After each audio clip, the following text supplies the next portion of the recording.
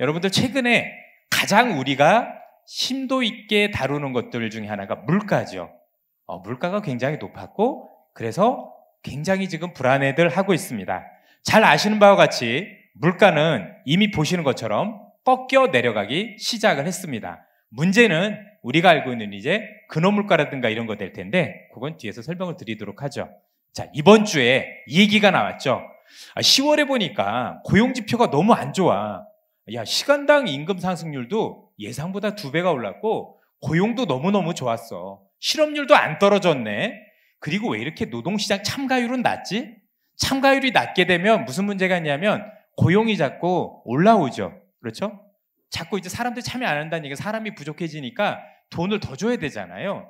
그래서 지금 시장에서는 금리 인상을 더 하지 않겠느냐라고 우려를 하고 있습니다. 그런데 뜯어보면 그렇지 않습니다. 그리고 아마 이번 주 금요일에 우리 김프로님과 이 얘기에 대해서 자세하게 얘기들을 나누도록 할 겁니다. 자, 먼저 이거부터 보시도록 하죠.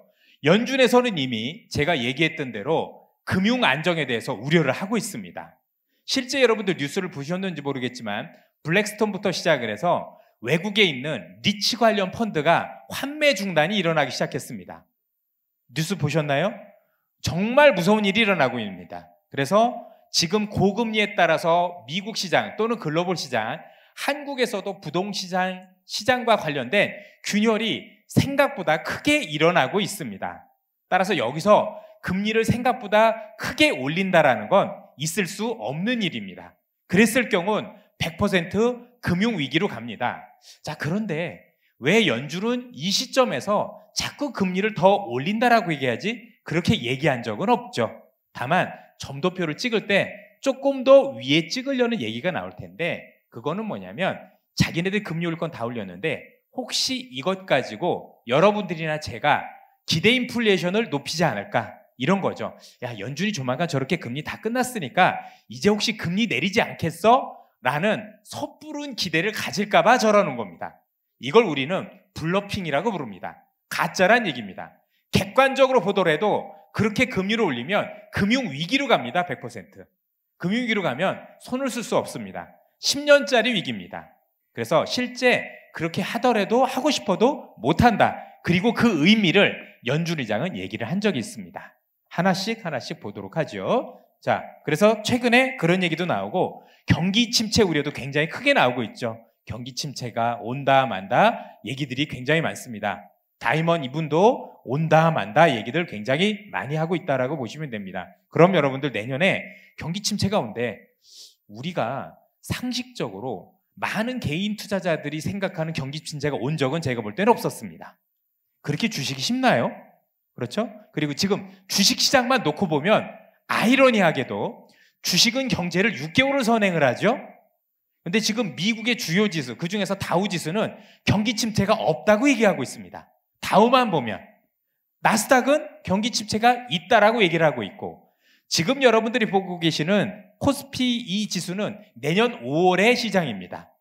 그러면 냉정하게 놓고 보면 올 9월이 저점이라고 가정했을 경우 내년 1분기는 경기 성장률이 마이너스일 가능성이 높습니다. 그런데 2분기부터는 회복되는 그림이라고 시장은 얘기하고 있습니다.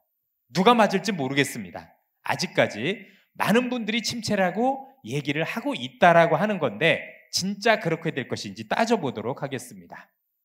자, 이 얘기는 건너뛰도록 하겠습니다. 그럼 여러분들 앞서도 말씀드렸지만 자, 물가 중에서 일단 근원 물가가 대단히 중요하고 이것만 꺾인다라면 연준은 고강도 긴축을 안 해도 되는 거겠죠. 그 얘기도 자세하게 말씀을 드리도록 하죠. 자, 이거는 며칠 전에 연준 의장이 그 브루킹 연구소에서 발표했던 자료입니다. 자, 근원 물가와 관련해서 일단 주거비가 문제가 되고 있는데 이게 주거비와 관련된 선행 지표들입니다. 이게 연준 의장이 들고 나온 자료입니다. 우리한테 대놓고 우리가 알고 있는 주거비와 관련된 선행 지표는 이미 다 꺾였어. 그래서 가만히 냅두기만 하면 내년에 상반기에 주거비 걱정은 없을 거야 라고 발표를 하셨습니다. 그래서 첫 번째, 물가와 관련된 주거비는 일단 머릿속에서 지우자.